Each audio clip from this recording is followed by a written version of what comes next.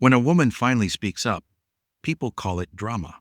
But they never ask how long she's been holding it in. Leah Lewis is trending now, not just for her role on Matlock, but because she broke her silence in a way many of us recognize. No! She used a simple post, a strength-laced statement, and the ripple of it has become more than news. It has become a mirror. In this video, we explore what happens when a woman who has been silenced finally speaks up. We'll look at the psychology of silence, why resistance is often misunderstood, and the path toward reclamation.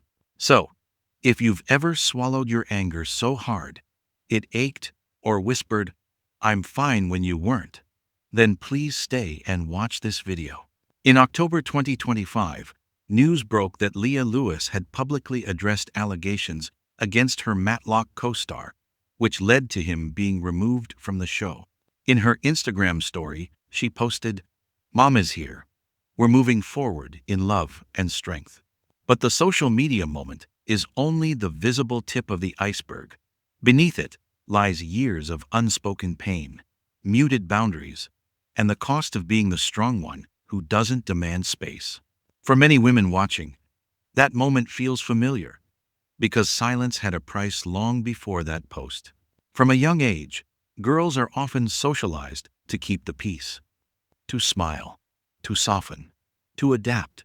Questions, conflicts, anger, these are framed as inconvenient, disruptive, or undesirable. This is not just a cultural norm, it's psychology. Emotional safety in many households depends on harmony, not honesty. Any expression seen as threatening is suppressed.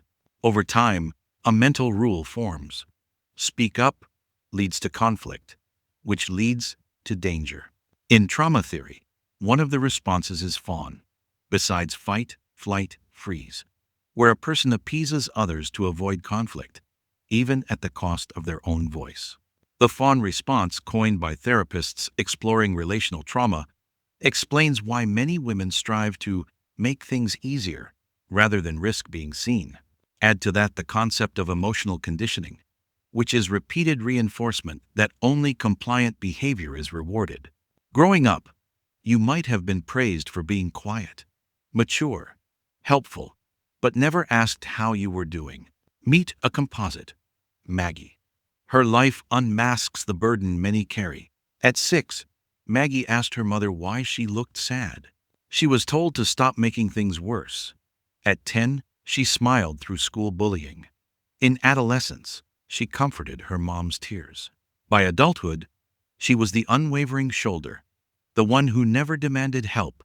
She was praised as strong and dependable. But inside, she carried tension, clenched jaw, upset stomach, chronic exhaustion. What the world admired as stoic composure was her learned suppression. Her strength was her cage. Then it happened. The small trigger. A comment dismissed as overreacting. The stabbing dismissal of her feelings. She tried silence first. Throat tightening, heart pounding, hands shaking. Then she threw a glass. And the world gasped. But it wasn't spontaneous. That rage was decades waiting. Psychological research shows that suppressed emotions do not vanish. They are stored in the nervous system. Trauma therapists call this somatic memory, the body remembering what the mind cannot. Leah's public moment mirrors this. The external act is dramatic, but the internal rupture has been building.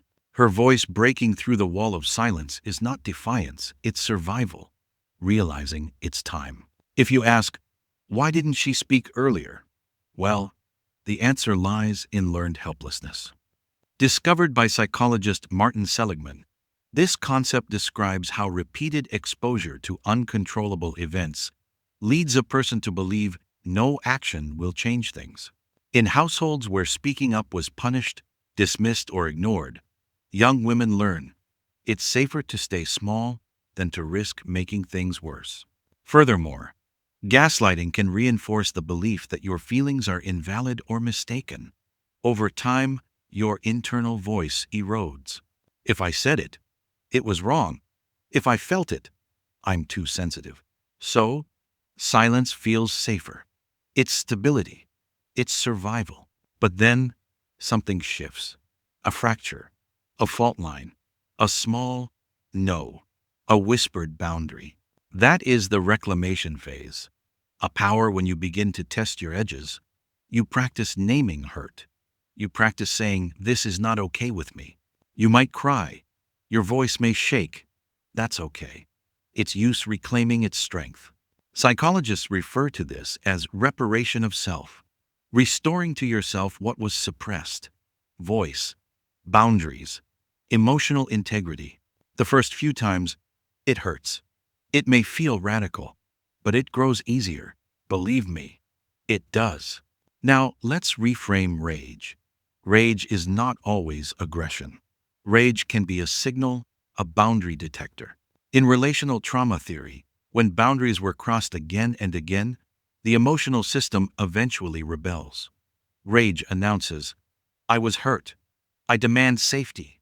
But because society often mislabels sharp feelings as volatility, many women are shamed for their first honest expressions. Here's what I want you to carry.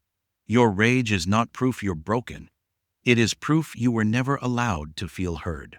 Let's reflect again on Leah's breaking point. She is not alone. Her moment gives voice to thousands of women who've silently waited.